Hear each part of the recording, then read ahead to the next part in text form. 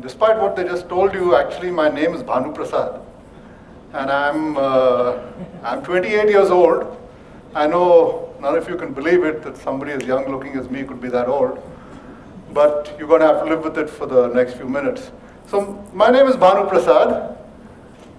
I live in a remote village called Lakhanpur in central part of the state of Chhattisgarh, and I want to sketch for you a scene that I was part of one day about a year ago. I'm drenched. With me are about 24 of my fellow villagers, and we're all drenched. And that's not just because it's been raining heavily and steadily for several days.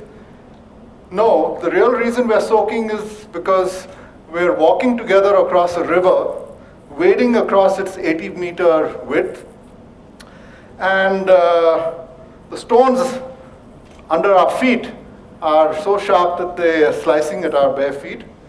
The water is up to our necks and shoulders, and in some places is moving so fast that I'm afraid of stumbling.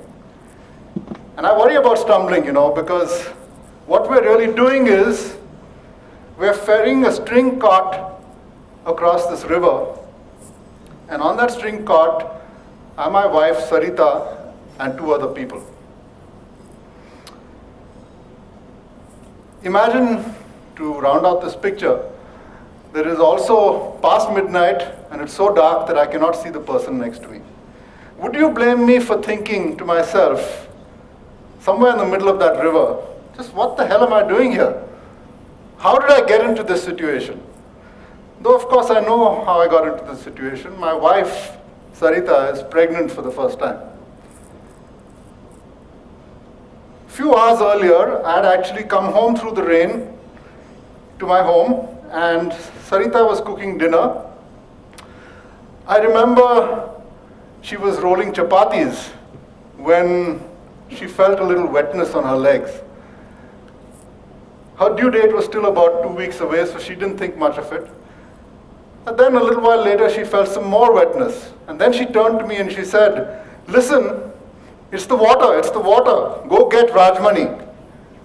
Rajmani is our village health worker, so I ran out, went to her home, and found Rajmani. She came back with me to see Sarita. She examined Sarita and she said, it's going to happen very soon. Few minutes after that, Sarita's pain started, and she pushed and she panted and she pushed some more. And about 9:30 that night, our first child, a wailing little baby boy, was born. But we didn't have time to stop and look at him because we knew we were expecting twins. So Sarita had to keep pushing. So she pushed some more, and Rajmani encouraged her, and I tried to help the best I could. But our second child just would not emerge. So by about 11 that night, Sarita was exhausted and she couldn't push anymore.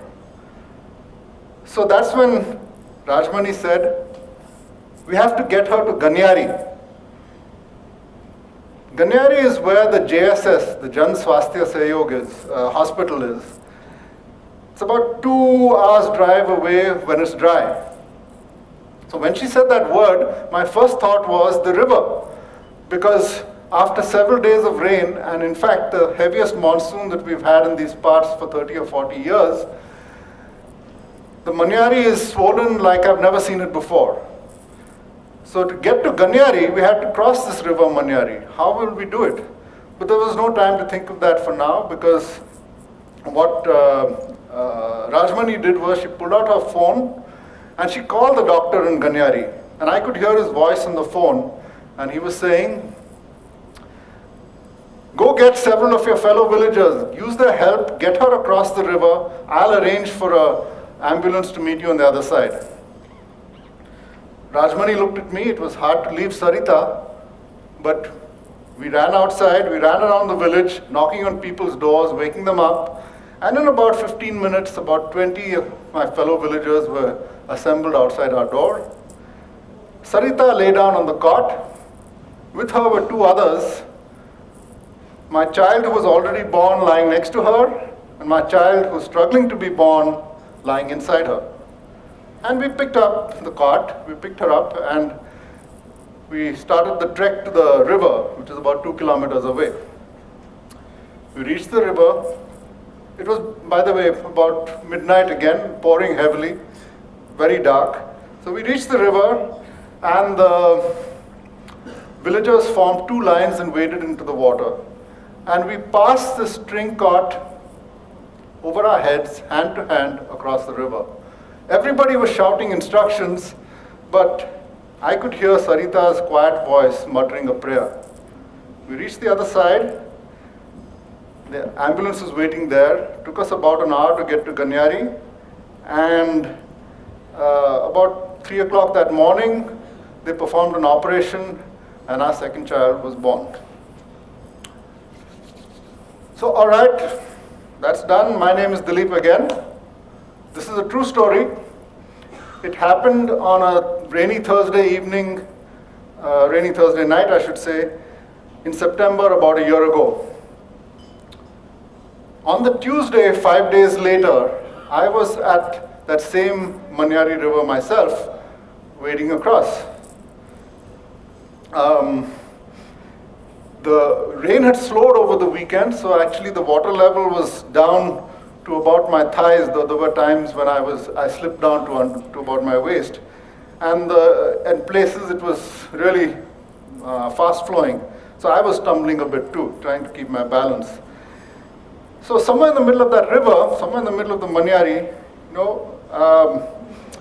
with the stone slicing at my bare feet, I'd been given instructions not to look at the river flow because that would make me dizzy. So I'm trying to follow these instructions.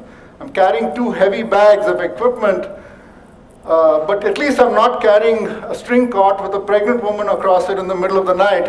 I'm not trying to carry that across the river. So somewhere in the middle of the Manyari, I'm thinking to myself, just what the hell am I doing here? And at this point, I want to show you a small clip of the Manyari as I found it. Can we have the clip, please?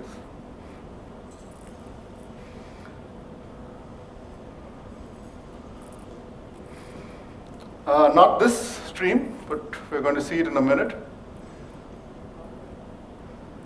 That's the deep we went in, but here's the stream. Here's the Manyari, I mean.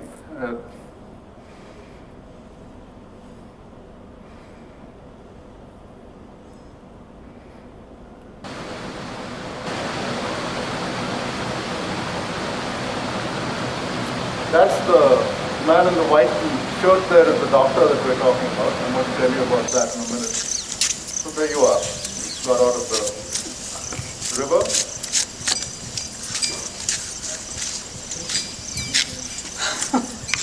Okay. Did you enjoy it? So, like I said, I'm thinking to myself, crossing the river, what the hell am I doing here? And that's when I thought of Bhanu Prasad and Sarita. I had met Sarita actually in the hospital in Ganyari the day that the morning after her children were born. And she was lying on her bed in the ward, smiling weakly as she told me about what had happened. And I thought to myself, what a fantastic story. What a tribute to life and the human spirit. What a testament to courage and willpower and the goodwill of your neighbors. And yet, having heard plenty of such stories by now, I know something about them. They thrill me, they give me those goose pimples, but then they fill me with despair, because they're also a commentary. For Lakhanpur and several such villages in that part of Chhattisgarh, their only access to healthcare is a once-a-week outreach clinic in a village called Bamni. That and the trained village health workers that they have in several of those villages. Both the outreach clinic and the training is done by the same hospital in Ganyari, the Jan Swasthya Sahyog, which was actually set up by a collective of doctors who call themselves the Jan Swasthya Sahyog. And it's the only hospital facility for a vast area of that part of Chhattisgarh. attracting patients sometimes from as many as 200 kilometers away. So what happens every Tuesday is a jeep loads up in Ganyari. There's a doctor, there are technicians, there are training staff, and there's plenty of equipment, and they all get into the jeep and they drive along heading towards Bamni. On a dry day, the jeep simply rolls across the river Manyari, and they carry on to Bamni. But when it's been raining, the jeep comes to the river's edge, everybody gets out, and they start crossing the river on foot, wading across, and they walk to Bamni from the other side. So that's what I was doing with them on that Tuesday.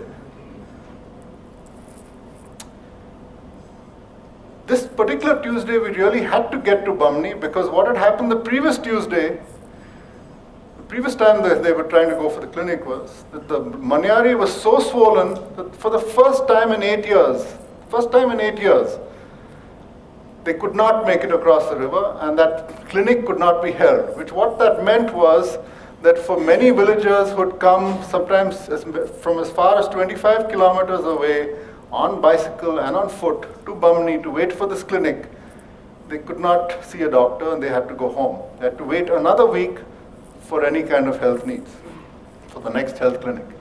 And it's 2 days after that, I want to remind you that Bhanu Prasad and several of his fellow villagers carried Sarita on that cart across the Manyari river. So, why am I telling you the story? Partly it's because I think about the only thing I'm any good at is telling stories. And maybe teasing out some of the lessons there. And that might be a kind of odd thing, might have once been a kind of odd thing for me to say, because I'm actually a trained engineer and a computer scientist, and I really think I wasn't very bad at software. But now I'm a writer, and people, will come up to me and say, they'll wrinkle their noses and they'll say, computer science, writing, what happened to you, dude?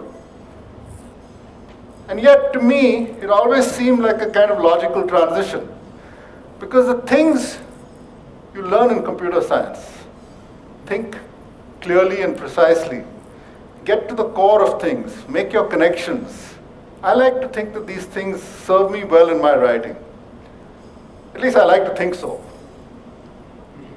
And so the story, because this is why I write what I write. Something about this story, something about its lessons, something about that curious connection between goose pimples and despair, something about wanting to learn every day more and more about this country that I live in, that country that you live in. Something about that realization that India shining is completely uninteresting to me. But India real is absolutely positively the most fascinating country in the world. Something about all that, but something above all about giving you, who listen to me or who read me, some stuff to think about. Something about all that touches me somewhere really deep. And I don't know why, but there are times in the middle of a river, I'm trying to cross the river and the water's up to my thighs, and I'm trying to keep my balance, that I think of all those things. Thank you.